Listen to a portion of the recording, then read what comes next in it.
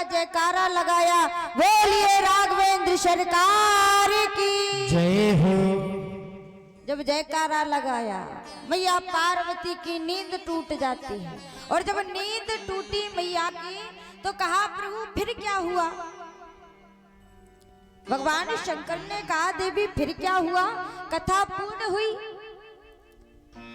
मैया हाथ जोड़ करके कहती हैं प्रभु क्षमा करना, आप कथा श्रवण करा रहे थे और कथा के ही मध्य में मुझे निद्रा आई और मैं सो गई, और मैं जितने कथा के आगे के प्रसंग हैं मैं उन सब से वंचित हो गई क्योंकि मैं सो गई हूं।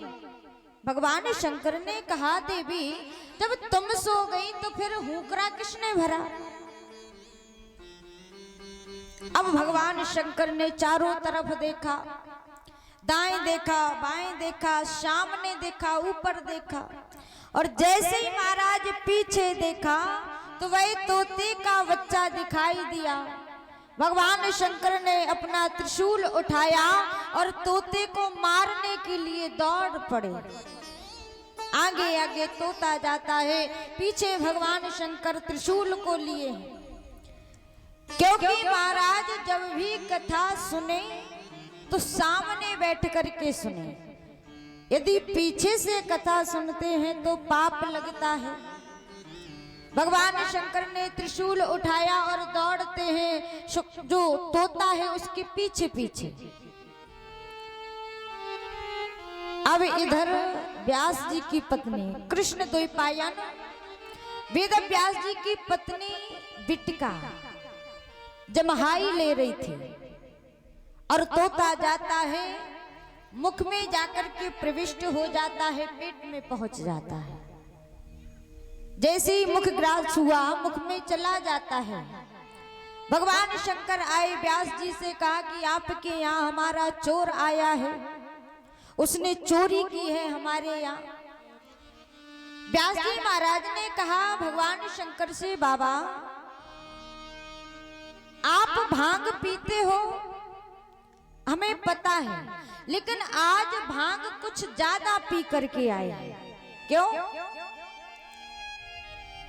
अरे आपके ना घर है ना मकान है, तो फिर चोर चोरी किस चीज की करेगा। आपने कहा कि चोर चोरी करके आया है, लेकिन आपके यहाँ तो घर मकान ही नहीं है, तो सामान कहाँ से, और जब सामान नहीं है तो चोरी किस बात की।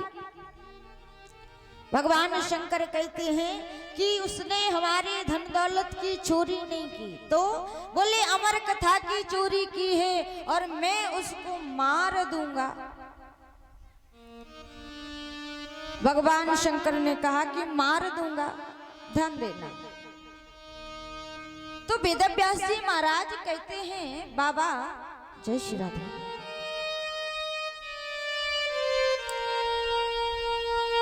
अभी तो आपने भांग नहीं पी थी, लेकिन अब लग रहा कि आप सच में ज्यादा चढ़ा करके आए हैं। आप कुछ ज्यादा ही भांग पी करके आए। क्यों? कहा आपने कहा कि मार दूंगा, और चोरी किस चीज की है, अमर कथा की। और जब आप मार दोगे,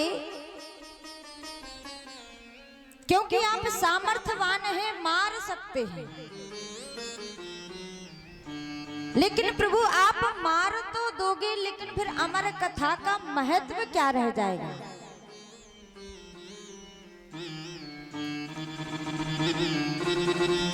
शंकर भगवान कहते हैं ये बात तो हमने विचार ही नहीं की। सुखदेव जी महाराज अपनी मां बिटिका के गर्भ में 12 वर्ष तक रहे, और उसी गर्भ को सुखदेव महामुनि ने मंदिर बना दिया। वरना व्यक्ति 9 महीने शिशु जब मां के गर्भ में रहता है तो भगवान से एक ही प्रार्थना करता है, प्रभु इस नरक से मुझे जल्दी निकालिए। हे भगवान इस नरक से जल्दी निकालिए और मैं जब बाहर निकल जाऊंगा तो आपकी भक्ति करूंगा। ये व्यक्ति गर्भ में भगवान से कहता है, लेकिन जब बाहर निकलता है तो फिर मोह माया में फंस जाता है और भगवान का भजन नहीं करता है। गर्भ में रहता है तब तो कहता है कि भजन करूंगा, जैसे ही बाहर आता है तो भूल जाता है। और धन्य है सुखदेव महामुनि जिन्होंने 12 वर्ष रहे और उसी गर्भ को मंदिर बना दिया। व्यास जी महाराज कहते पुत्र बाहर आ जाओ। सुखदेव जी कहते हैं पिताजी मैं बाहर नहीं आऊंगा, और यदि बाहर आया तो मोह माया में फंस जाऊंगा और फिर प्रभु का भजन नहीं कर पाऊंगा। क्योंकि महाराज जब शिशु माँ के गर्भ में होता है तो उसे अच्छे बुरे का, अपने पराये का कोई भान नहीं रहता, कुछ पता नहीं होता। जैसे ही बाहर आता है और जब वह समझने लायक हो जाता है तो अपना क्या है, पराया क्या है, क्या मेरा है, क्या तेरा है, सब कुछ जानने लगता है और इसी मोह माया में फंस जाता है। मानस में बड़ी सुंदर चौपाई का वर्णन किया गया कि भूमि प्रतिभा ढाबर पानी ओ जन जीव है माया लिपटाने। प्रतिभा ढाबर पानी जिम जीव है माया लिपटाने। भूमि प्रतिभा ढाबर पानी जन जीव है माया लिपटाने। भूमि प्रतिभा ढाबर पानी जिम जीव है माया लिपटाने। भूमि प्रतिभा ढाबर पानी जन जीव है माया लिपटाने। भूमि प्रतिभा ढाबर पानी जिम जीव है माया लिपटाने। जैसे महाराज जब आकाश से, बादलों से जब जल वर्षा होती है, ध्यान देना, और वह जब बूंदे जो जल होता है यदि हाथ में लोगे तो कितना साफ रहता, स्वच्छ रहता, रहता कि नहीं रहता। और जैसे ही वह पृथ्वी पर आता है तो कैसा हो जाता है, मटमैला। ऐसी जीव है जन जीवें माया लिपटाने। जैसे ही पृथ्वी पर जन्म होता है, भूमि परतभा, पृथ्वी पर जन्म होता है तो जो माया है उसमें जकड़ जाता है। सुखदेव जी अपने पिता व्यास जी के कहने पर नहीं आए तो नारायण स्वयं आते हैं और कहते हैं हे सुखदेव तुम बाहर आ जाओ, हमारी जो माया है वो तुम्हें नहीं जकड़ेगी। सुखदेव जी बाहर आते हैं और बाहर आते ही जंगल की ओर प्रस्थान कर गए। व्यास जी पुत्र पुत्र कहते जाते हैं, पुत्र पुत्र चिल्ला रहे हैं, लेकिन सुखदेव जी ने कोई उत्तर नहीं दिया। सुखदेव जी की तरफ से वृक्षों ने उत्तर दिया कि हे व्यास, आज तुम एक पुत्र के लिए दौड़े आ रहे हो, हमारे तो यहाँ पर हमसे हजारों पुत्र हमसे रोज दूर होते हैं।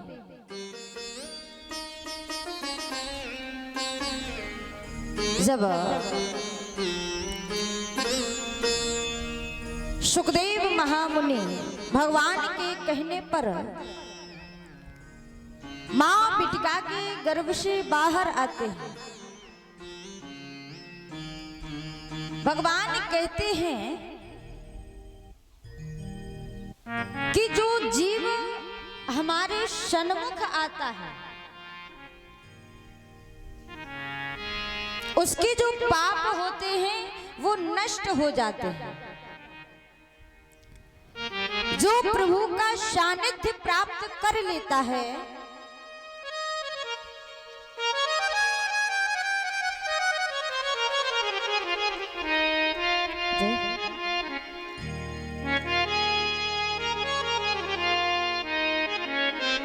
और जो पुष्पों की माला से सम्मान करते हुए हमारे सूरज सिंह बघेल प्रभु के चरण सेवक लहार से भगवान से कामना करते हैं कि ऐसे भक्तों के हृदय में सदैव भक्ति का वास रहे, सदैव सत्य का अनुसरण करें और प्रभु की कथाओं में ऐसे ही आते रहे। बोलिए भक्त वत्सल भगवान की जय हो। भगवान कहते हैं कि जो व्यक्ति, जो मनुष्य हमारे सन्मुख आता है, उसके जो पाप होते हैं वो नष्ट हो जाते हैं। सन्मुख होए जीव मोई जबहि, ओ जन्म कोट अघ ना सही तबहि। लेकिन कलयुग में व्यक्ति क्या करता है? मंदिर तो जाते हैं, ध्यान देना, मंदिर तो जाते हैं लेकिन अपने स्वार्थ के लिए। भागवत जी में वर्णन आया है कि भक्ति कैसी होनी चाहिए। भक्ति अहेतुक की भक्ति, जिसमें हमारा कोई स्वार्थ ना हो, निस्वार्थ भाव की भक्ति होनी चाहिए।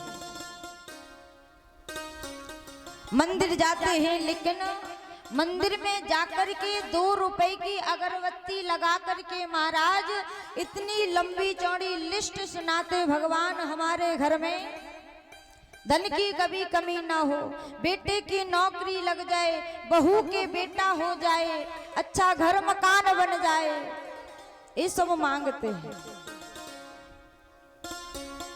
कहते हैं कि भगवान की भक्ति निस्वार्थ भाव की होनी चाहिए,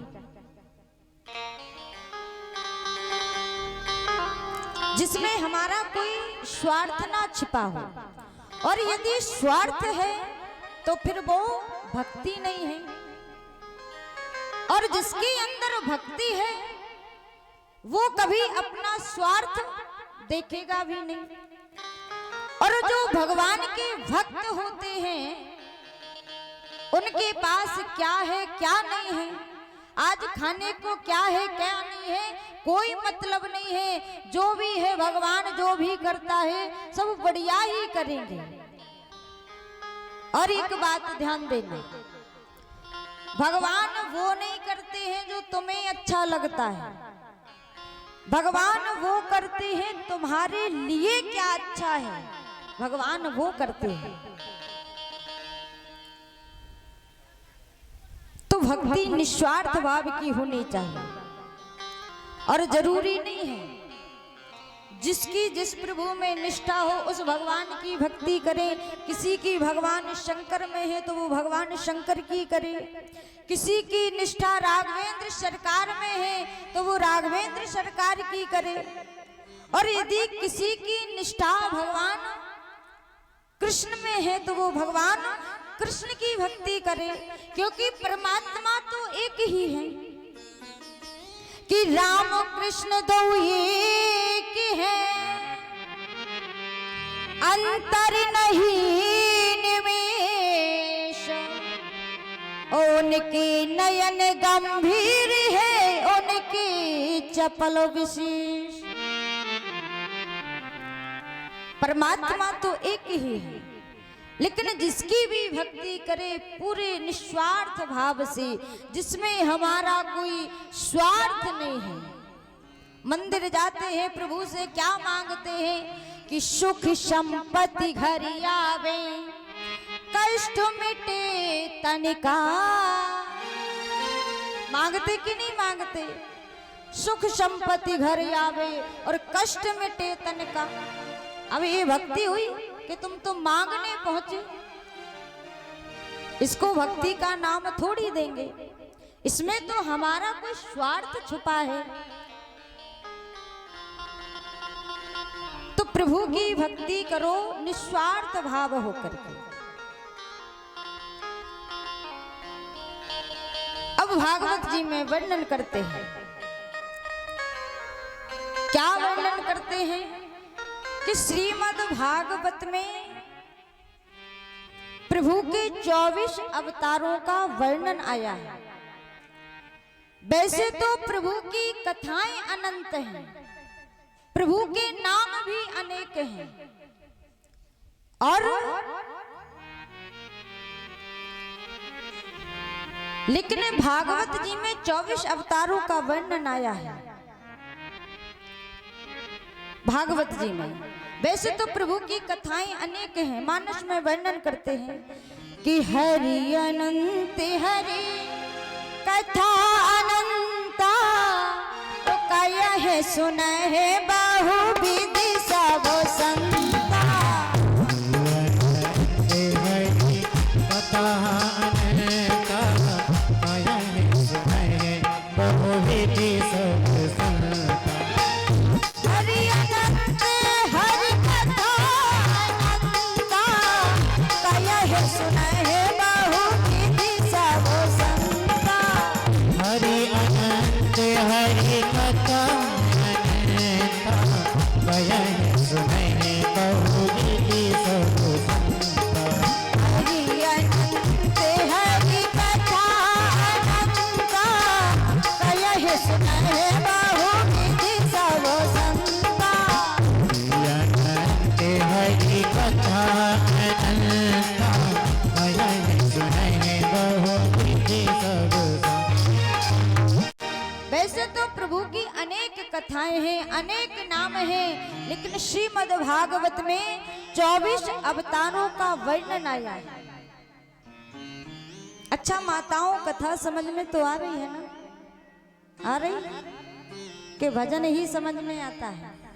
और भजन अभी 2 दिन इसलिए कम गा रहे हैं क्योंकि कल की भी कथा छूटी हुई थी, है ना? कल समय हो चुका था।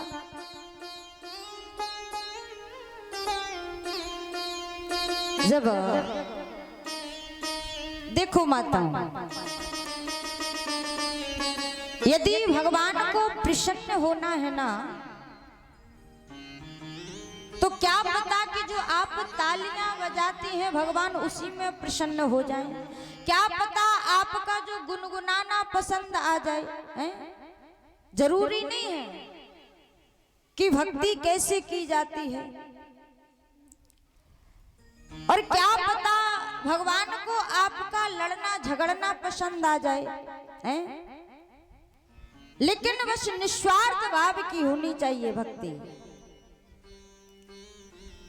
और बड़ा ही सौभाग्य है कि यहाँ पर संत दरस हुए। हम संत के पास दर्शन करने जाएं तो वो तो हुई कृपा, लेकिन स्वयं संत चलकर के दर्शन दें तो वो तो हुई अति कृपा। क्योंकि महाराज इस संसार में जब मनुष्य जन्म ले लेता है तो अनेक भोगों को भोग लेता है और समस्त जितने भी साधन होते हैं सबको प्राप्त कर लेता है। लेकिन जो संतों का संग होता है, संतों का समागम होता है, ये बड़ी कठिनाई से प्राप्त होता है। कि तात मिले पुनि मात मिले, सुखी भ्रात मिले, युवती सुखदाई, और राज मिले गजुबाज मिले, सब साज मिले मन वांछित पाई। कि लोक मिले परिलोक मिले, विधि लोक मिले बैकुंठ को जाई, और सुंदर और मिले सब ही, पर संत समागम दुर्लभ भाई। बड़े ही सौभाग्यशाली हैं जो संत दरस प्राप्त हुए हैं। इस संसार में तात मिले पुनिमात मिले, माता पिता भाई बहन धन दौलत यश वैभव कीर्ति मान सम्मान लोक परिलोक विधि लोक, यहाँ तक कि महाराज एक बार वैकुंठ भी मिल सकता है। लेकिन कहा कि संत समागम दुर्लभ भाई, जो संतों का समागम होता है ये बड़े भाग्य और सौभाग्य से प्राप्त होता है। और बड़े ही सौभाग्यशाली हैं जो संत दर्श प्राप्त हुआ। तो भागवत जी में 24 अवतारों का वर्णन किया। पहला अवतार हुआ किनके रूप में? सनक सनंदन सनातन सनत कुमार की। और दूसरा अवतार भगवान का हुआ वराह भगवान के रूप में। और इस अवतार में भगवान ने क्या किया?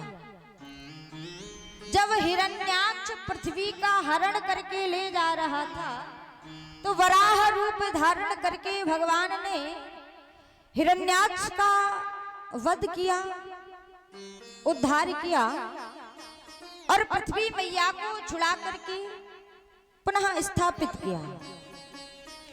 और तीसरा अवतार भगवान का होता है नारद जी महाराज के रूप में। और चौथा अवतार हुआ भगवान का नर नारायण के रूप में। पांचवा अवतार होता है भगवान का कपिल भगवान के रूप में। और छठवां अवतार भगवान का हुआ दत्तात्रेय के रूप में। सातवां अवतार होता है भगवान का यज्ञ नारायण के रूप में। और आठवां अवतार हुआ भगवान का ऋषभ देव जी के रूप में।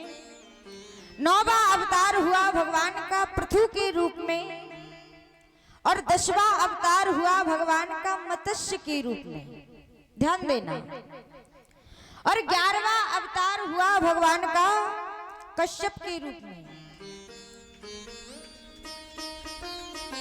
और 12वां अवतार हुआ भगवान का धनवंतरी के रूप में। 13वां अवतार हुआ भगवान का मोहिनी भगवान के रूप में। और इस अवतार में भगवान ने जब दैत्य अमृत का कलश ले गए थे तो मोहिनी रूप धारण करके भगवान अमृत का कलश लेकर के देवताओं को अमृत पान कराया, मोहिनी रूप धारण करके। 14वां अवतार होता है भगवान का नरसिंह के रूप में। इस अवतार में भगवान ने हिरण्यकश्यपु का उद्धार किया, भक्त प्रहलाद को दर्शन दिया। 15वां अवतार होता है भगवान का वामन के रूप में। राजा बलि के यहाँ पर 3 पग भूमि में त्रिलोक की संपदा को माप लिया था। 16वां अवतार भगवान का परशुराम के रूप में होता है। और 17वां अवतार भगवान का वेद व्यास जी के रूप में होता है। 18वां अवतार भगवान का राम के रूप में होता है। इस अवतार में भगवान ने मर्यादा का पालन किया और अपने भक्तों को दर्शन दिया। 19वां अवतार होता है भगवान का बलराम के रूप में। 20वां अवतार होता है भगवान कन्हैया के रूप में, कृष्ण के रूप में। 21वां अवतार हुआ प्रभु का बुद्ध के रूप में। 22वां अवतार हुआ भगवान का हंस के रूप में। और 23वां अवतार हुआ भगवान का हैग्रीव के रूप में। और 24वां अवतार अब होगा कलयुग में। संभलपुर नामक ग्राम में विष्णु नामक ब्राह्मण के यहाँ पर भगवान कल्की के रूप में। इस प्रकार से श्रीमद् भागवत में 24 अवतारों का वर्णन किया गया है। जब श्री वेदव्यास जी महाराज ने जब व्यास जी को नारद जी महाराज ने चतुर्थ श्लोकी भागवत का उपदेश दिया, ध्यान देना, तो उन्हीं 4 श्लोकों की श्रीमद् भागवत संहिता तैयार की श्री वेदव्यास जी महाराज ने, जिसमें 12 स्कंद 335 अध्याय 18,000 श्लोक हैं। लेकिन अब ये परमहंसों की संहिता है श्रीमद् भागवत, और ऐसे वैसे को किसी को दे नहीं सकते। अब सुखदेव जी महाराज तो जो है समाधि में लीन है, अब उनको कैसे बुलाया जाए? तो व्यास जी महाराज ने क्या किया कि अपने शिष्यों को कुछ श्लोक याद करवाए, ध्यान देना, ये भागवत जी में वर्णन है, याद करवाया और कहा कि जहां पर सुखदेव जी विराजमान हैं वहीं पर जाकर के इन श्लोकों का गायन करिए। शिष्य जाते हैं, श्लोक की आधी लाइन वहीं पर गाते हैं। सुखदेव जी ने सुना, बड़े प्रसन्न हुए। सुखदेव जी को आधी लाइन सुनाई, आधा श्लोक सुनाया। सुखदेव जी कहते हैं इसको पूर्ण करिए। तो व्यास जी के जो शिष्य हैं वो कहते हैं कि हमने इतना ही सीखा है। व्यास जी को सुखदेव जी को बुलाना है, कैसे आए? पुनः फिर दूसरे दिन गए, फिर श्लोकों का गायन किया। सुखदेव महामुनि कहते हैं कि तुमको इतने अच्छे अच्छे श्लोक कौन सुना रहा है, कौन सिखा रहा है? शिष्यों ने कहा कि हमारे गुरुदेव हैं। कहा क्या नाम है? कहा व्यास जी। अब सुखदेव जी आते हैं व्यास जी के पास। व्यास जी के पास आए, अब सुखदेव जी को देखा तो व्यास जी ने हृदय से लगा लिया।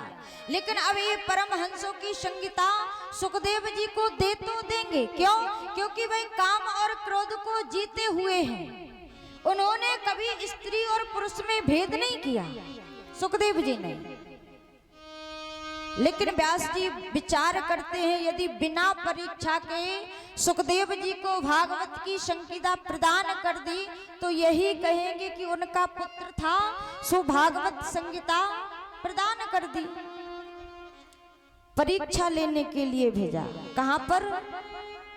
श्री जनक जी महाराज के यहाँ पर।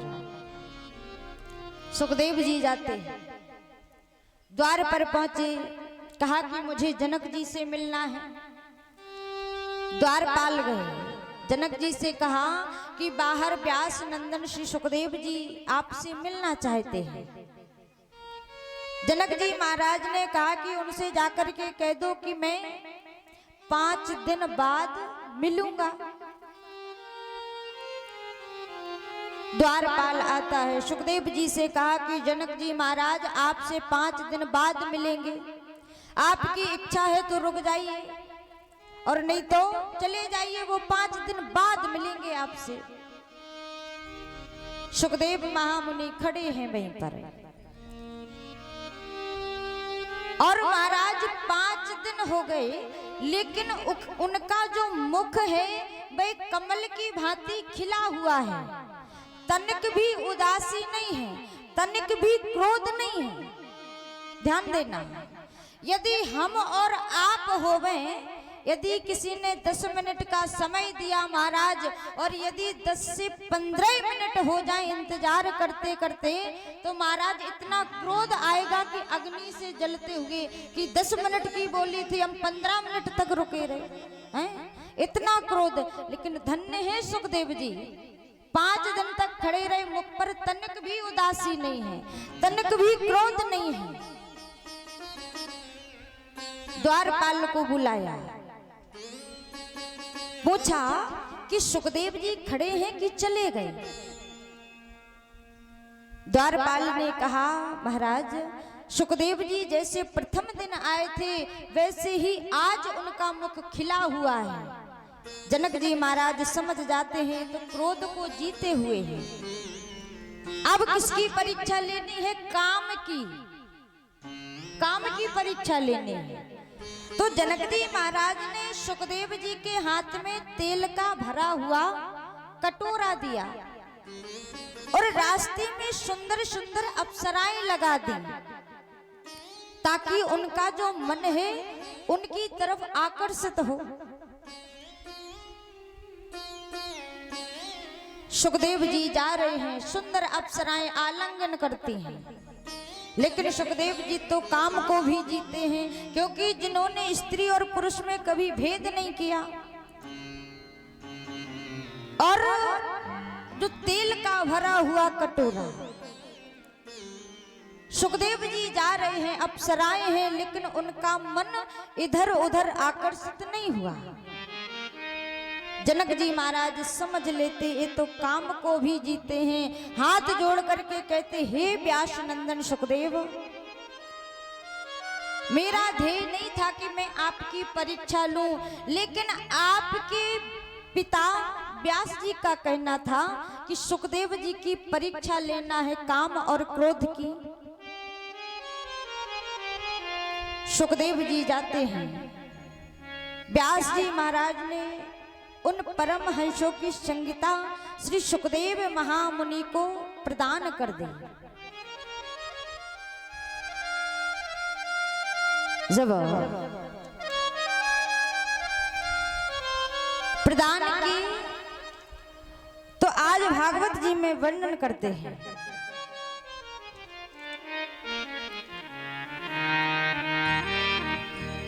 राजा परीक्षित जी पूछते हैं श्री सुखदेव जी महाराज से कि महाराज, जब पूछा महाभारत का जब युद्ध विश्राम हुआ, ध्यान देना, जब महाभारत का युद्ध विश्राम हुआ तो जो दुर्योधन है, जब दुर्योधन की जंगा को भीम अपनी गदा से फाड़ देते हैं तो रक्त निकलने लगा, और जब रक्त निकला तो चील कौवे आते हैं और दुर्योधन की जांग में जो रक्त निकल रहा था, मांस निकल चुका था, चील कौवे उस मांस को नोच नोच करके खा रहे थे। जो दुर्योधन है वही धृतराष्ट्र का पुत्र है। वर्णन करते हैं कि यदा मृदि को रघु सृंजयाना वीरे स्वथे वीर गतिम गतिषु ब्रिकोदराभिम गदाभिमर्षा ओ भगिनी रुदंडो धृतराष्ट्र पुत्रे।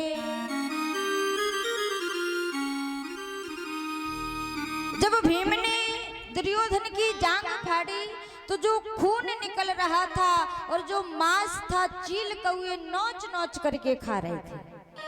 ध्यान देना, यहीं से महाभारत की कथा प्रारंभ होती है।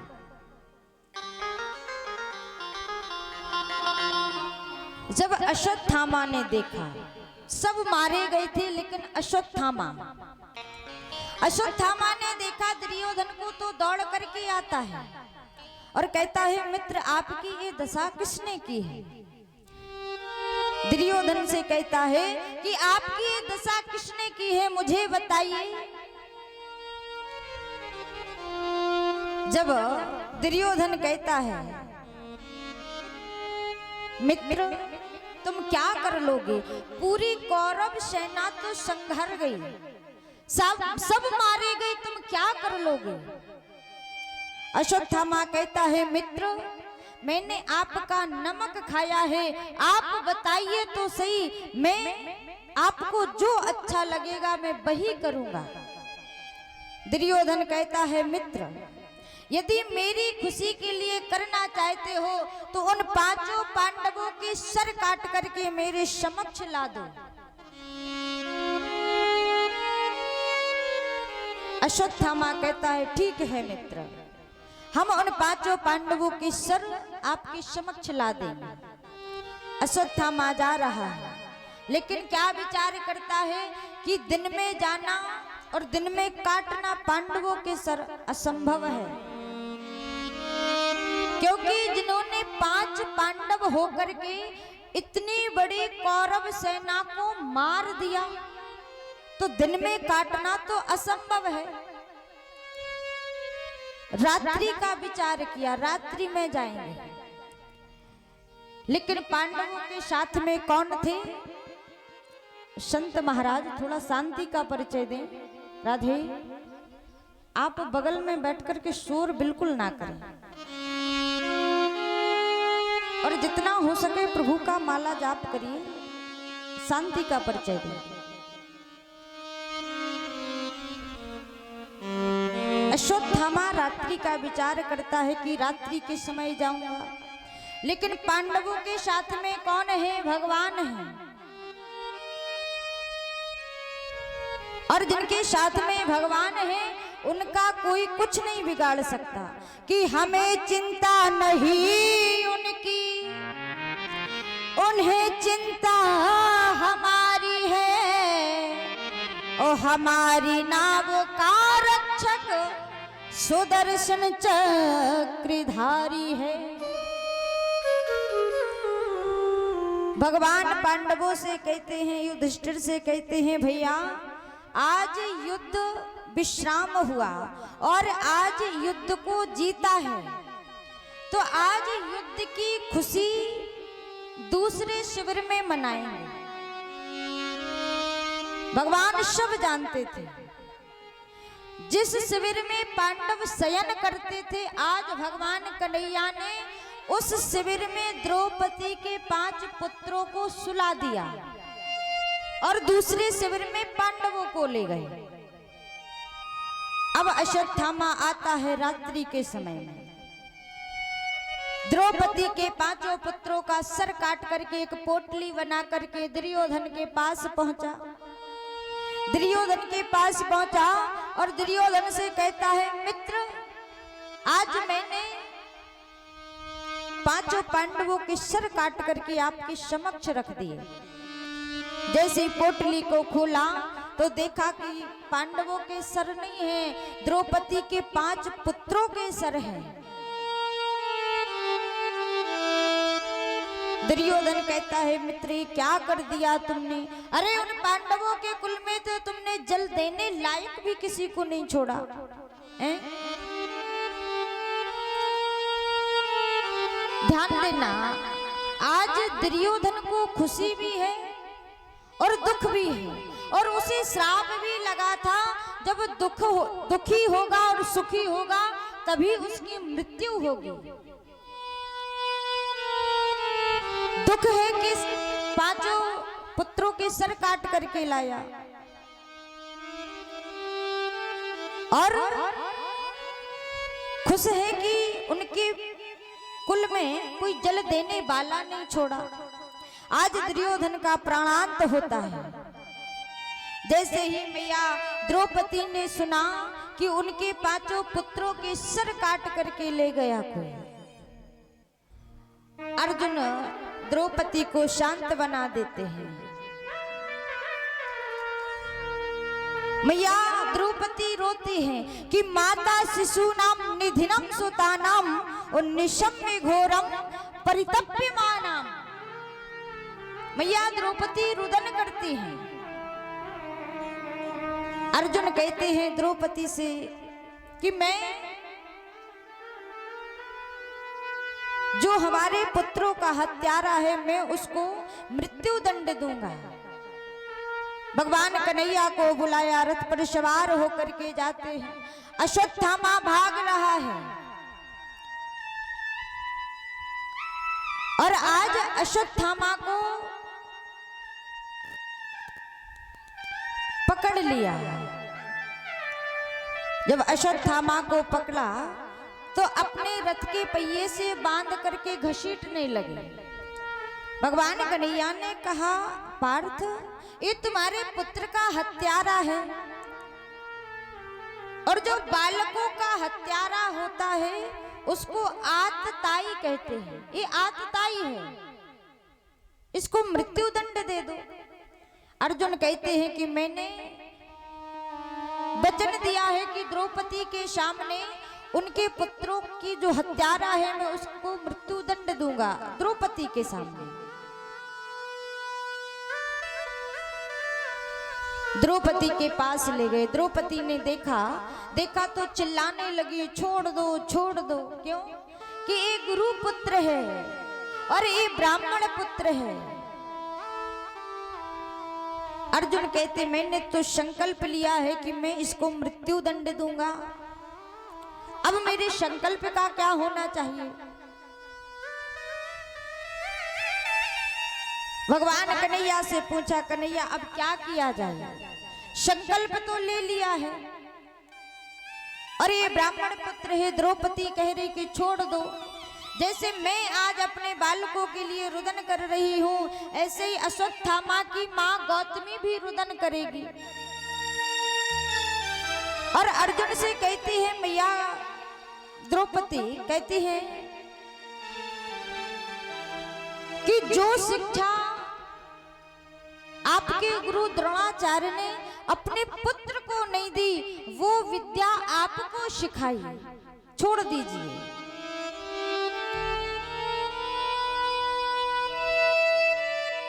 भगवान कन्हैया से पूछा कि अब क्या करना चाहिए? तो भगवान कन्हैया कहते हैं, अर्जुन ब्राह्मण को मारो नहीं और आतताई को कभी छोड़ो नहीं।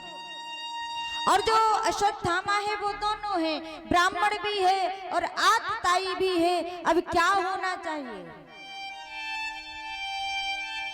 भगवान कन्हैया कहते हैं, यदि ब्राह्मण का तिरस्कार कर दिया जाए, यदि ब्राह्मण का अपमान कर दिया जाए, यदि ब्राह्मण को दरवाजे से धक्का देकर के भगा दिया जाए तो वो मृत्यु के समान होता है।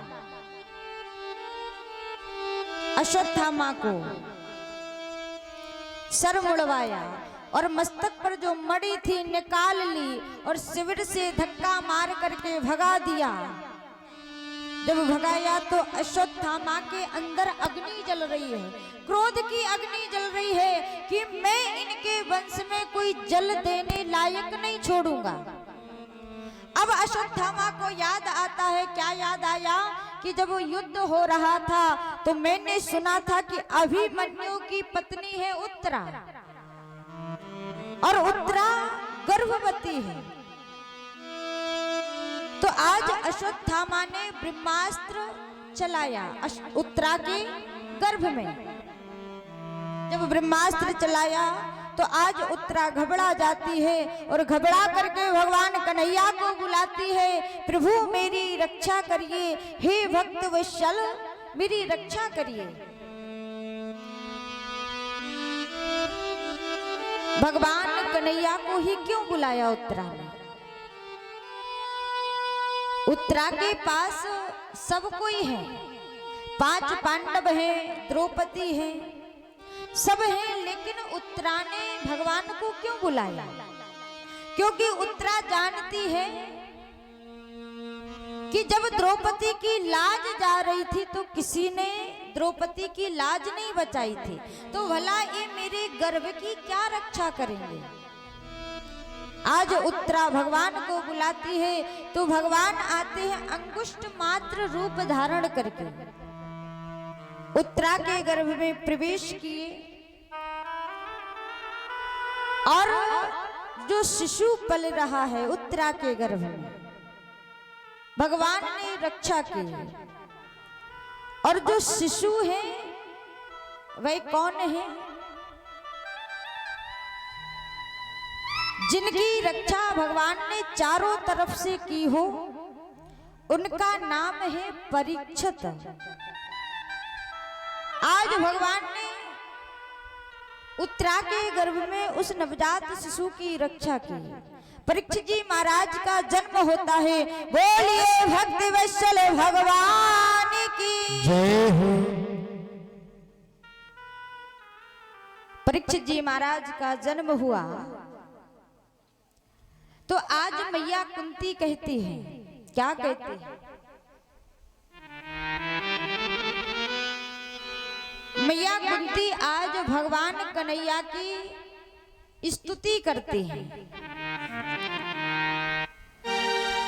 जब मैया कुंती स्तुति करती हैं तो आज भगवान कन्हैया कहते हैं, बुआ मैं इतने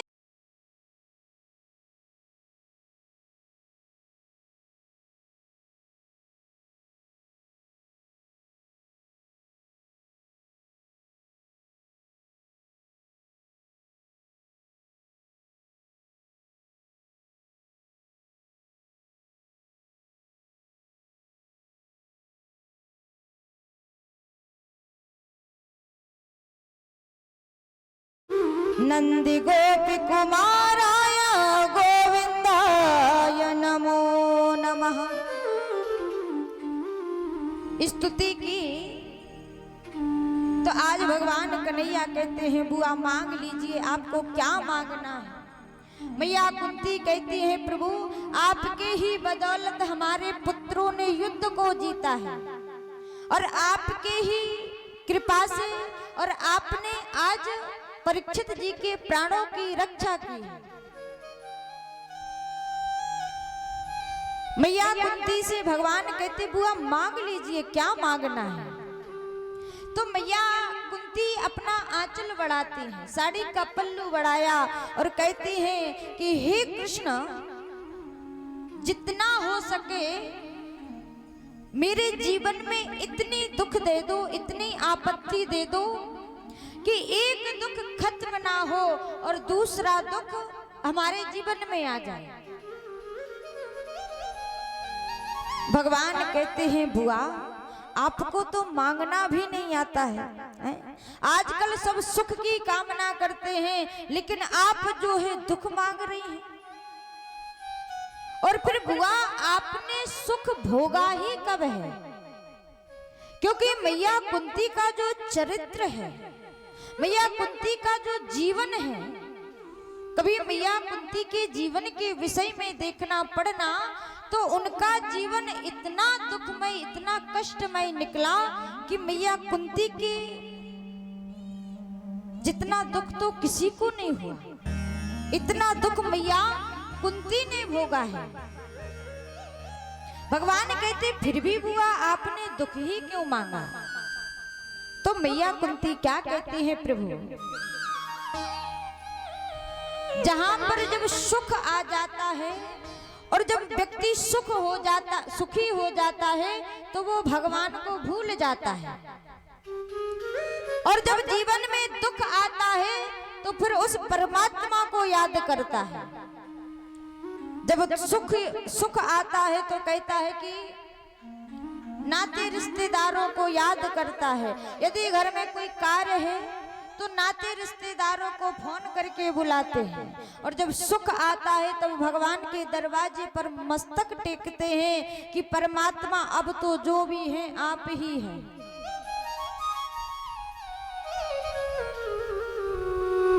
मैया कुंती कहती है, प्रभु जब तक जीवन में सुख है वहां पर आप नहीं हैं, और जहां पर दुख है वहां आप हैं। क्यों? क्योंकि जब सुख हो जाता है व्यक्ति के पास तो वो भगवान को भूल जाता है।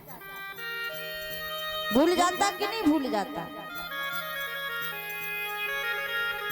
जब सुख आ जाता है तो जगत वालों को याद करते हैं, और जब दुख आ जाता है तो उस जगदीश को याद करते हैं। मैया कुंती कहती है, प्रभु कि ऐसा सुख नहीं चाहिए मुझे जिसमें आपको भुला दिया जाए, कि सुख के माथे सिलो पड़े जो नाम हृदय से गाए, ओ बलिहारी बात दुख की जो पल पल नाम जपाए। मैया कुंती कहती हैं, प्रभु ऐसा सुख मुझे नहीं चाहिए, पत्थर पड़ जाए, सिल पड़ जाए, और बलहारी बा दुख की जो पल पल नाम जपाए। जब दुख रहता है तो आपके नाम का स्मरण रहता है, और सुख आ जाता है तो आपकी याद भूल जाती है। तो ऐसा सुख नहीं चाहिए। अब भगवान कन्हैया पांडवों को लेकर के कहां जाते हैं, क्योंकि भगवान के पास दुख नहीं है तो आज भगवान अपने आप को ही दे देते हैं। द्वारिका जा रहे थे, द्वारिका जाने की यात्रा निरस्त कर दी। पांडवों को लेकर के कहां पहुंचे, जहां पर 56 दिनों से सरसैया पर लेटे हुए भीष्म पितामह पहुंचे। अर्जुन ने प्रणाम किया, धर्मराज युधिष्ठिर ने प्रणाम किया।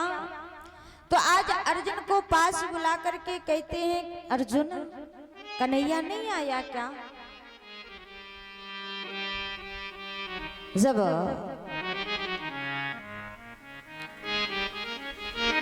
भगवान को पूछा तो भगवान भीष्म पितामह के निकट जाते हैं, कहते दादाजी आपने मुझे याद किया। आज भीष्म पितामह कहते हैं भगवान से, प्रभु अभी तक मैंने आपकी प्रतीक्षा की है, लेकिन अब आप मेरी प्रतीक्षा करिए। भगवान से कहते हैं कि जैसे कमल का पुष्प खिला हुआ होता है, उसी कमल के पुष्प के भांति अपने मुख को खिला हुआ मेरे सामने खड़े हो जाइए। आज भगवान कन्हैया से जब कहा तो आज भीष्म पितामह उपदेश देते हैं। और कौन कौन से उपदेश दिए कि दान धर्मान राज धर्मान मोक्ष धर्मान विभागशः स्त्री धर्मान भगवत धर्मान समास व्यास योगितः। दान धर्म के विषय में समझाया कि दान कैसे करना चाहिए और दान कैसे व्यक्ति को करना चाहिए। कहा कि दान किसी सत्पुरुष को करना चाहिए, और ऐसा नहीं है कि बिना जाने दान कर दें और फिर आपने जो दान में दिया है और वही दान उस व्यक्ति ने गलत जगह पर उपयोग किया तो उसका पाप आपको लगेगा जिसने दान किया है। इसीलिए दान सोच समझ करके करें। और राजधर्मान, राजा का धर्म है प्रजा का पालन पोषण करना, और प्रजा का धर्म है राजा के अनुसार चलना। जब द्रौपदी भी गई थी, स्त्री धर्म का निरूपण किया। जब स्त्री धर्म का निरूपण किया तो द्रौपदी हंस जाती है। जब द्रौपदी हंसी तो भीष्म पितामह कहते हैं, पुत्र वधू आप क्यों हंसी? क्योंकि कुल घराने की वधू ऐसे हंसती नहीं है, क्या कारण है?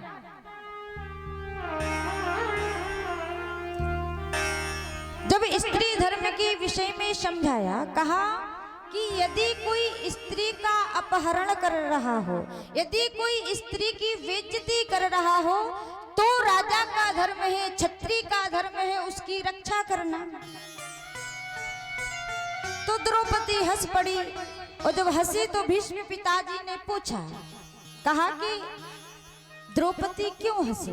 तो अब द्रौपदी कहती है, पितामह जब उस राज्यसभा में हमारा हरण हो रहा था, मेरी लाज जा रही थी, तो क्या आप सब वहां पर विराजमान नहीं थे? वहां पर कितनी बड़ी सभा लगी थी, राजा भी थे, छत्री भी थे, सब थे, लेकिन वहां तो किसी ने मेरी लाज की रक्षा नहीं की। और आज आप स्त्री धर्म का निरूपण समझा रहे हैं। भीष्म पितामह कहते हैं द्रौपदी से, द्रौपदी मैं उस समय विवश था। क्यों? क्योंकि मैं दुर्योधन के यहाँ का अन्न खा रहा था और 56 दिनों से जो बाणों के द्वारा रक्त निकल रहा है वो दुर्योधन के यहाँ का खाया हुआ अन्न हमारे शरीर से रक्त के रूप में निकल रहा है। और आज जब निकल गया है तो आज भीष्म पितामह भगवान के सामने क्या कहते हैं कि प्रभु मेरी एक बेटी है, आप उसका विवाह कर दीजिए। भगवान ने कहा भीष्म पिताजी से कि पितामह आपका तो विवाह नहीं हुआ है, फिर बेटी कहां से आ गई? तो भीष्म पितामह कहते हैं प्रभु मेरी जो बुद्धि रूपी बेटी है आप उसका विवाह कर दीजिए। क्योंकि भीष्म पितामह जी को इच्छा मृत्यु का वरदान था। ध्यान देना। आज भीष्म पितामह कहते हैं कि आज मेरे शरीर से दुर्योधन के यहाँ का खाया हुआ अन्न बाहर निकल गया तो आज भीष्म पितामह मृत्यु को प्राप्त होते हैं। भगवान के सामने भगवान की स्तुति करते हैं और भगवान की स्तुति की 11 श्लोकों में कि इतिमति रूपी कल्पिता तृष्णा ओ भगवती सात्वती पुंगवी विभून्मी स्वसखमुपगति कचितु हरितम ओ प्रकृति मुपेयसु यद्भवा प्रिवाह। आज भगवान की स्तुति की 11 श्लोकों में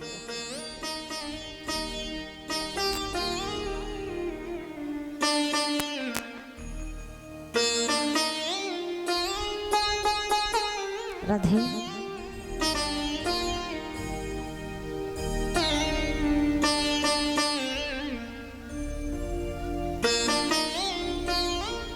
आज भीष्म पितामह भगवान के सामने अपने प्राणों को त्यागते हैं। जब पांडवों को लेकर के राज्य में आते हैं तो आज अर्जुन के साथ में भगवान द्वारिका जाते हैं।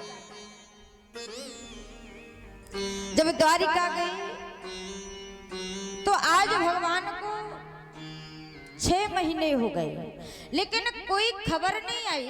तो धर्मराज युधिष्ठिर एकांत में बैठ कर के रुदन कर रहे थे और सोच रहे थे कि जब से प्रभु गए जब से कोई खबर नहीं मिली, कुछ प्रभु का पता नहीं है, कोई पत्रिका नहीं आई है। इतने में अर्जुन का आगमन होता है।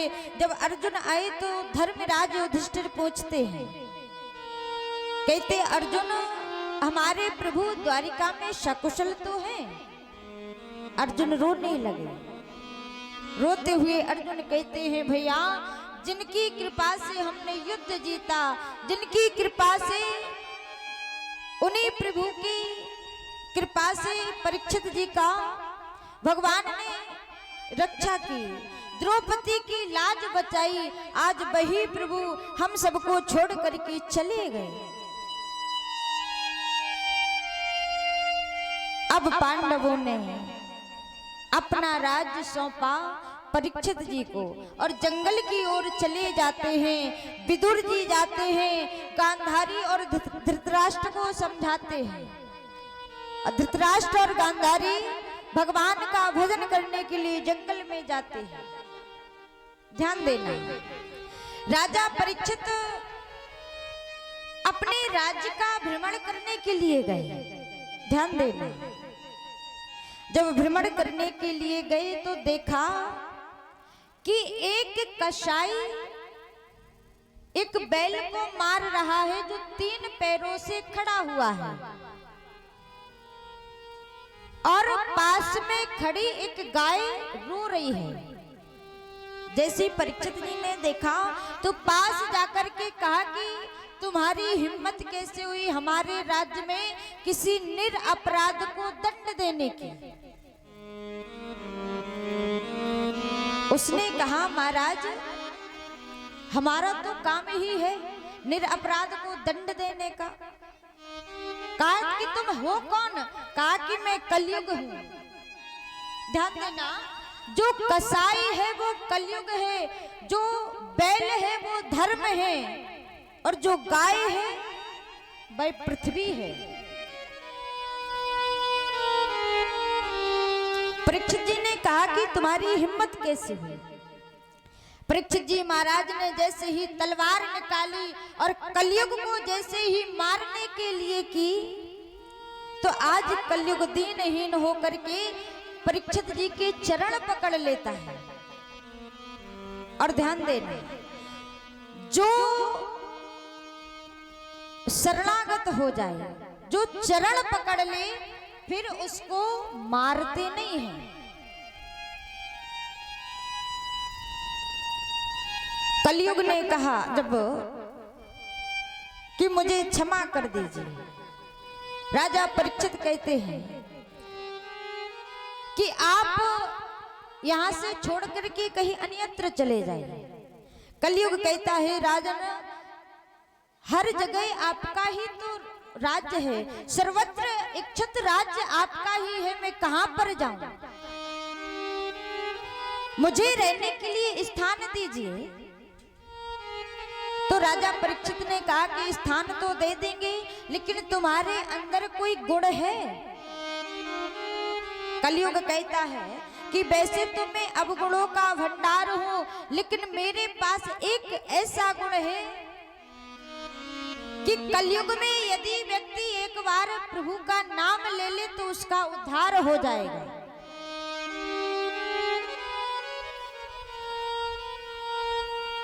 कलयुग से कहा तो कलयुग कहता है कि मेरे पास एक गुण अच्छा है कि कलयुग में एक बार हरि नाम संकीर्तन से मनुष्य का उद्धार हो जाएगा।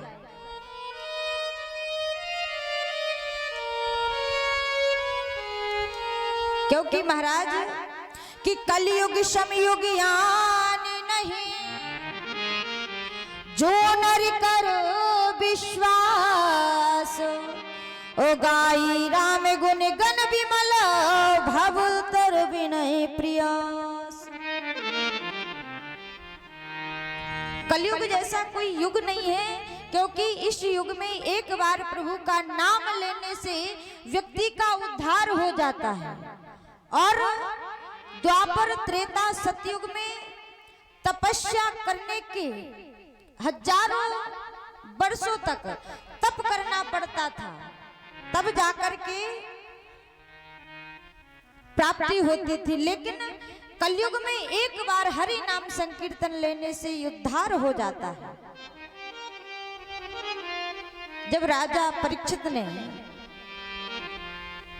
कलयुग का ये गुण सुना, तो अब कलयुग को 4 स्थान दिए, 4 जगह रहने के लिए स्थान दिए। ध्यान देना, पहला स्थान परीक्षित जी महाराज ध्यान देना, क्योंकि कह रहे थे कि हमें ताश खेलने की आदत है, ध्यान देना, हरिओम से ऐसे कुछ नहीं होगा। जहां पर शराब पी जाए, जहां पर मदिरा पान की जाए, वहां पर कलयुग का वास होता है। और जहां पर जो पहला स्थान है, जहां पर शराब पी जाए, वहां कलयुग का वास होता है। ध्यान देना,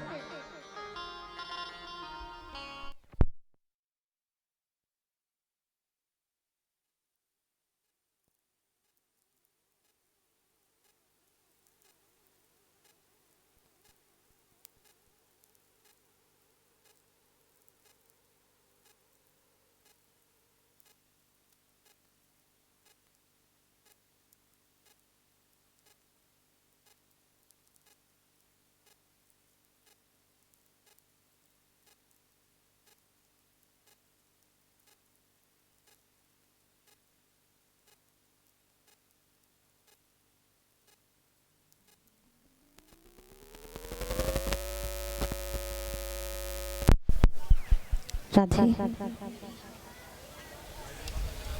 राधे बोलिए भक्ति वत्सल भगवान की। पहला स्थान दिया जहाँ पर शराब पी जाए वहां कलयुग का वास होता है। अच्छा, यहाँ पर कोई पीता है? धन्य है, बहुत बहुत सुंदर। अब दूसरा स्थान देते हैं कहां पर निवास करने के लिए?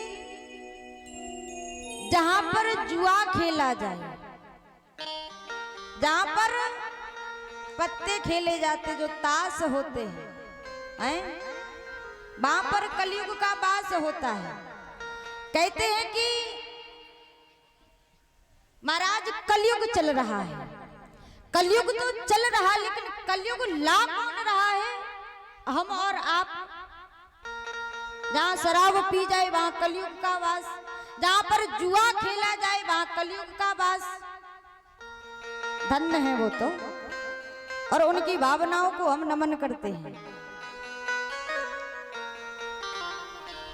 और तीसरा स्थान दिया कहां पर? जहां पर किसी की निंदा की जाए, किसी की हिंसा की जाए, वहां पर कलयुग का वास होता है। चौथा स्थान दिया जहां पर वेश्यागामी की जाए, वहां पर कलयुग का वास होता है। अब कलयुग हाथ जोड़ करके कहने लगा, राजन आपने 4 स्थान तो दिए, लेकिन एक भी ढंग के ना दिए। अरे कोई अच्छा सा स्थान दे देते। अब 5वां स्थान फिर देते हैं राजा परीक्षित। कहां पर निवास करने के लिए? स्वर्ण में, सोने में रहने के लिए स्थान दिया। लेकिन कैसे स्वर्ण में कलयुग का वास होता है? जो किसी के यहाँ से चुराया हुआ स्वर्ण, जो चोरी से लाया हुआ स्वर्ण, उसमें कलयुग का वास होता है। अपनी मेहनत से, परिश्रम से जो स्वर्ण होता है उसमें कलयुग का वास नहीं होता। चोरी से चुराया हुए स्वर्ण में कलयुग का वास होता है। अब राजा परीक्षित आते हैं अपने राज्य में।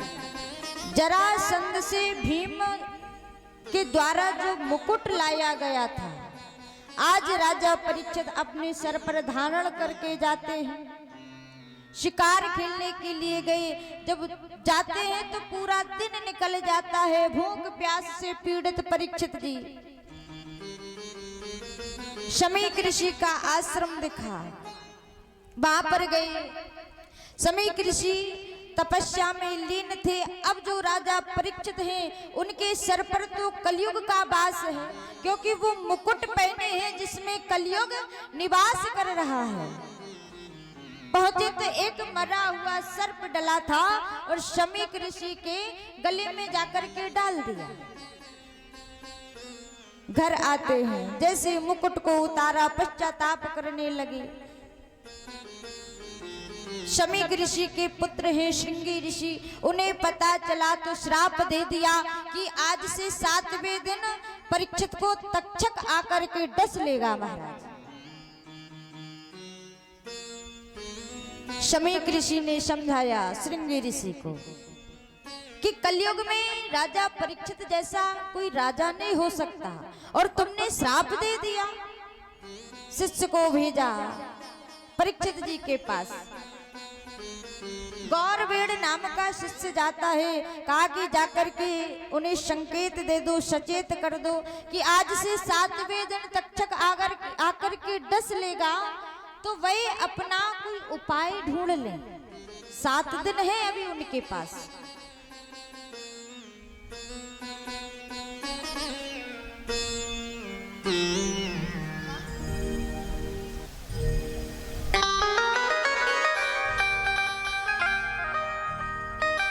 जब बताया कि आप उपाय ढूंढ लिए, 7 दिन हैं आपके पास। अब राजा परीक्षित अपने पुत्र जन्मेजय को राज्य सौंप करके जाते हैं। सबसे पूछते हैं कि 7 दिन में मरने वाले व्यक्ति को क्या करना चाहिए।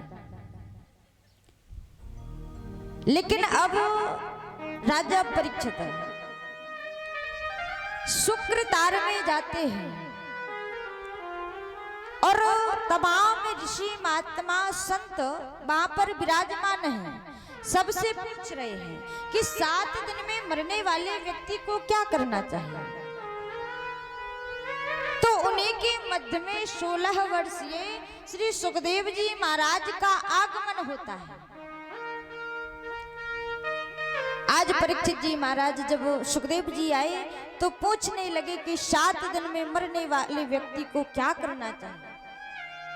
तो आज सुखदेव जी महाराज राजा परीक्षित को कथा सुनाते हैं और राजा परीक्षित अपने भाग्य की सराहना करते हैं कि स्वयं सुखदेव जी चल करके कथा सुनाने के लिए आए। धन्य है राजा परीक्षित।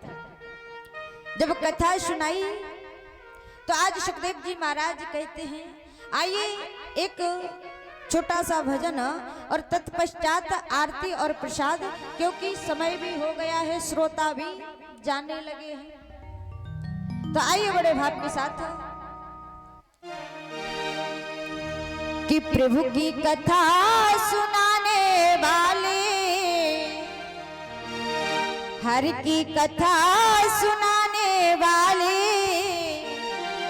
ओ तुमको लाखों प्रणाम, तुमको लाखों प्रणाम। हर की कथा सुनाने वाले, प्रभु की कथा सुनाने वाले, तुमको लाखों प्रणाम, तुमको लाखों प्रणाम। हरि की कथा सुनाने वाले, प्रभु की कथा सुनाने वाले, तुमको लाखों प्रणाम, तुमको लाखों प्रणाम। प्रभु की कथा सुनाने वाले, हरि की कथा सुनाने वाले, तुमको लाखों प्रणाम, तुमको लाखों प्रणाम। हरि की कथा सुनाने वाले, जय हो। कथा सुनाने वाले, तुमको लाखों प्रणाम, तुमको लाखों प्रणाम।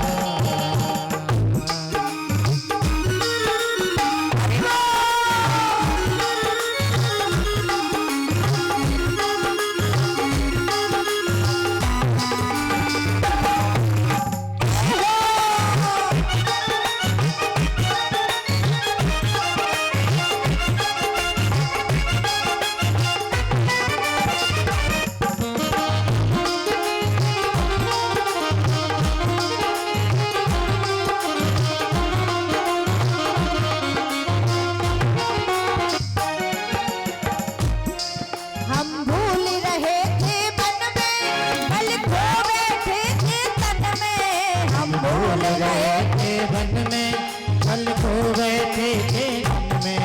हम भूल रहे थे मन में, बल खो बैठे थे तन में। हम भूल रहे थे मन में, फल खो बैठे थे मन में। प्रभु की राह बताने वाले, हर की राह बताने वाले, तुमको लाखों प्रणाम, तुमको लाखों प्रणाम। हरि की कथा सुनाने वाले, हरि की कथा सुनाने वाले, तुमको लाखों प्रणाम, तुमको लाखों प्रणाम।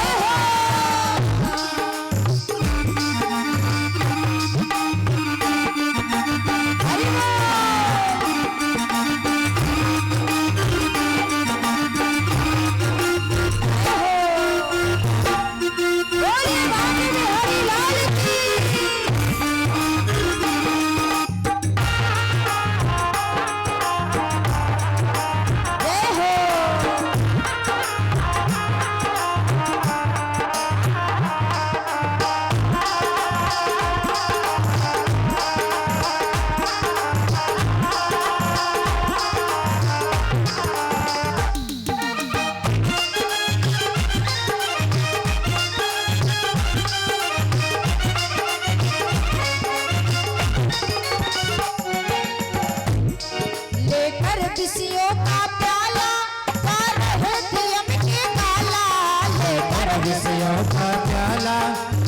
रहे थे हमसे गाला, लेकर विषयों का प्याला गा रहे थे हमके गाला, लेकर विषयों का प्याला गा रहे थे हमसे गाला। अमृत पान कराने वाले समसुधा पिलाने वाले तुमको लाखों प्रणाम, लाखों प्रणाम। हरि की कथा सुनाने वाले, हरि की कथा सुनाने वाले तुमको लाखों प्रणाम। जय हो।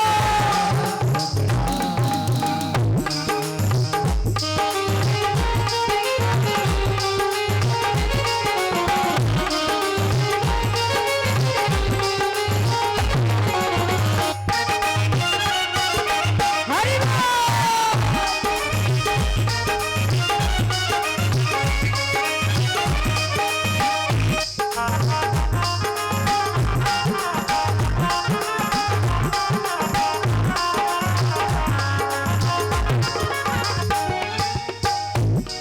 तुम घट घट अंतर्यामी हम पतित और अज्ञानी, तुम घट घट अंतर्यामी हम भक्त और अज्ञानी, तुम घट घट अंतर्यामी हम पतित और अज्ञानी, तुम घट घट अंतर्यामी भक्त और अज्ञानी। प्रभु का दर्श कराने वाले, हरि का दर्श कराने वाले तुमको लाखों प्रणाम, तुमको लाखों प्रणाम। हरि की कथा सुनाने वाले, हरि की कथा सुनाने वाले तुमको लाखों प्रणाम, तुमको लाखों प्रणाम। जय हो।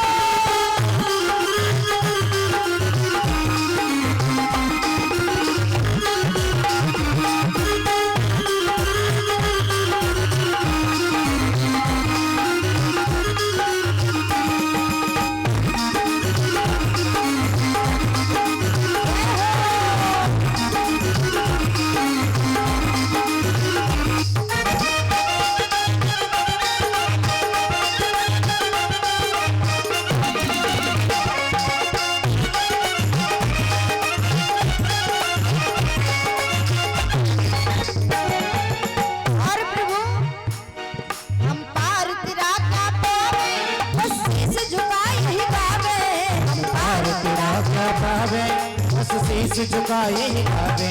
हम पार तेरा क्या पावे, बस शीश झुकाए ही गावे, हम पार तेरा क्या पावे, बस शीश झुकाए ही गावे।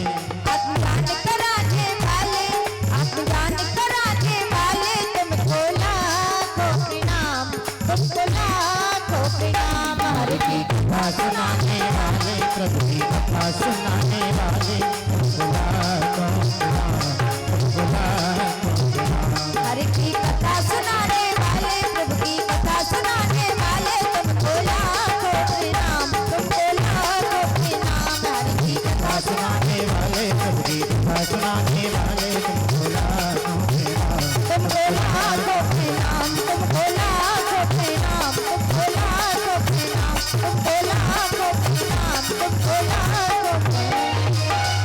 बोलिए भक्त वत्सल भगवान की जय हो, भागवत महापुराण की। जय हो। अच्छा परीक्षित जी महाराज आनंद आयो कि नहीं? जय हो। आज की कथा का यहीं पर विराम होता है और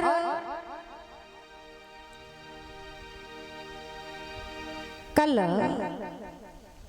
1 बजे से कथा प्रारंभ होगी, तो आप सभी माताएं अपने गृह कार्य से निवृत्त होकर के और इस कथा पांडाल में आकर के प्रभु की सुंदर सुंदर कथाओं का रसपान करें, क्योंकि जो अवसर मिला है वो बार बार नहीं मिलता है।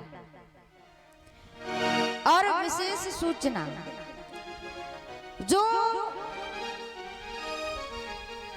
यहाँ की जो कथा है रोज लाइव टेलीकास्ट होती है, तो जिन भाइयों के पास, जिन बहनों के पास बड़ा फोन हो, तो वह हमारे चैनल को सब्सक्राइब करें, जिससे जो कथा अपडेट होती है, जो कथा यहाँ पर लाइव चल रही है, वो आपके फोन में आ जाएगी। और जितनी भी आगामी कथाएं होंगी वो आप सब तक पहुंचती रहेंगी। तो हमारे चैनल का नाम है राम श्याम लाइव और पाल स्टूडियो रेंडर। इन दोनों चैनलों को सब्सक्राइब करें, जिससे जितनी भी आगामी कथाएं होंगी और यहाँ की जो कथा लाइव टेलीकास्ट हो रही है वो आपके फोन में आ जाएगी, कभी भी सुन सकते हैं। चैनल को सब्सक्राइब जरूर करें, लाइक करें, शेयर करें, है ना। और इसी भाव में आइए पुराण पुरुषोत्तम भगवान की आरती करेंगे और सभी आरती और प्रसाद लेकर ही अपने घर को प्रस्थान करें। और कल समय का विशेष ध्यान दें, 1 बजे यहाँ पर आप सब आ जाएंगे तो हम भी आ जाएंगे। यहाँ पर कोई होता ही नहीं है, हम आकर के क्या करें। जब श्रोता होंगे तभी तो हमें कथा कहने में आनंद आएगा। अब श्रोता होते भी 2-4 सौ इधर उधर चिपक जाते हैं, सामने कोई आता ही नहीं है। जब हम यहाँ बैठे धूप में, क्योंकि धूप रफ तो लगती है, तो आप भी सामने बैठना, चाहे धूप हो अब चाहे कुछ भी हो। आइए बड़े भाव के साथ आरती।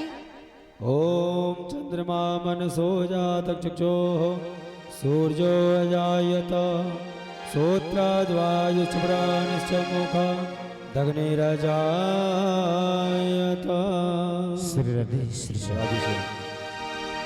श्री भागवत भगवान की है आरती, पापियों को पाप से है तारती। श्री भागवत भगवान की है आरती, पापियों को पाप से है तारती। ये अमर ग्रंथि है, मुक्ति पंथी है, पंचम वेद निराला, अब जो की जगाने वाला। ये अमर ग्रंथ है, मुक्ति पंथी है, पंचम वेद निराला, अब जो की जगाने वाला। ये अमर ग्रंथि है, मुक्ति पंथी है, पंचम वेद निराला, अब जो की जगाने वाला। अमर ग्रंथ है, मुक्ति पंथी है, पंचम वेद निराला, अब जो की जगाने वाला। हरि नाम यही, हरि नाम यही, हरि नाम यही, हरि नाम यही, हरि नाम यही, हरि नाम यही, हरि नाम यही, हरि नाम यही। प्रभु की महिमा ज्ञानी, पापियों को पाप से तारती। श्री भागवत भगवान की है आरती, पापियों को पाप से है तारती।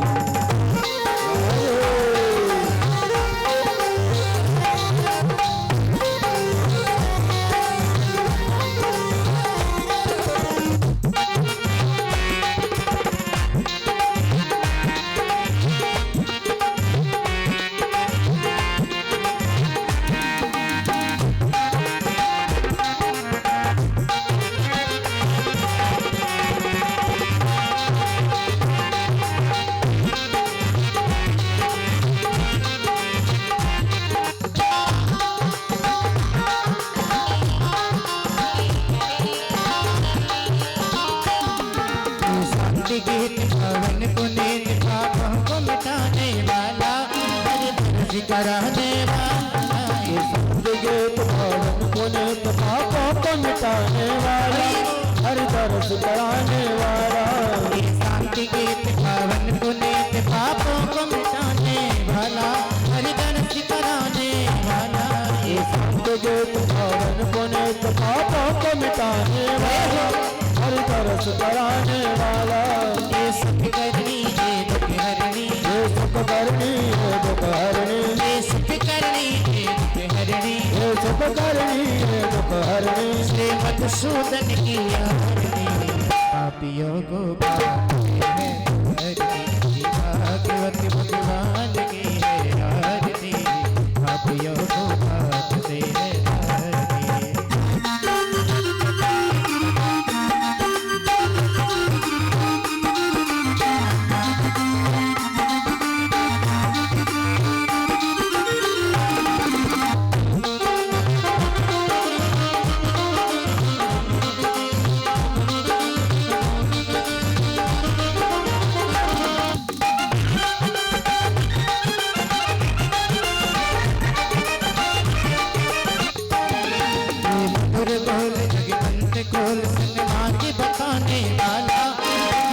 बनाने वाला है, मधुर बोल भगवंत बोल सन्मार्ग बताने वाला, बिगड़ी को बनाने वाला।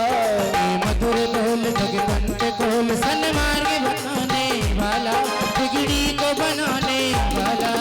मधुर बोल भगवंत बोल सन्मार्ग बताने वाला, बिगड़ी को बनाने वाला। श्री राम यही घनश्याम यही, सीताराम यही राधेश्याम यही, श्री राम यही घनश्याम यही, श्री राम यही घनश्याम यही। प्रभु की महिमा की आरती, पापियों को पाप से हटा देती। भागवत भगवान की है आरती, पापियों को पाप से है आरती। पापियों को पाप से, पापियों को पाप से, पापियों को पाप से, पापियों को पाप से, पापियों को पाप से, पापियों को पाप से, पापियों को पाप से, पापियों को पाप से। भागवत भगवान की है आरती, पापियों को पाप से आरती। भागवत भगवान की है आरती, पापियों को पाप से है आरती। कर्पूर गौरव कर्णाधिकारम, नगर गौरव भुजगे देहारम, सब संतम भजन बंदे, हम भवानी सतम नमामि। तुम्ही हो माता पिता तुम्ही हो, तुम्ही हो बंधु जगत तुम्ही हो, देव विद्या जगत तुम्ही हो, तुम्ही हो सर्वम वंदे बदंती। भागवत भगवान की है आरती, पापियों को पाप से आरती, पापियों को पाप से है आरती, पापियों को पाप से है आरती। जलेन शीतलीकरणं पुष्पै देवादिवन्दन, आरोग्यार्थेति पुष्पैति वन्दन। ॐ जनेन जन्मयजन्त देवास्तानि धर्माणि प्रथमान्य, सन्नातेह नाकं महिमानः सचन्दपूर्वे, साध्याः सन्ति देवाः। ॐ नानासुगन्धपुष्पाणि यथा कालोद्भवानि च, पुष्पाञ्जलिर्मया कृत्वा ग्रहाणां परमेश्वरः। चरणकमलेषु मन्त्रपुष्पाञ्जलिं समर्पयामि।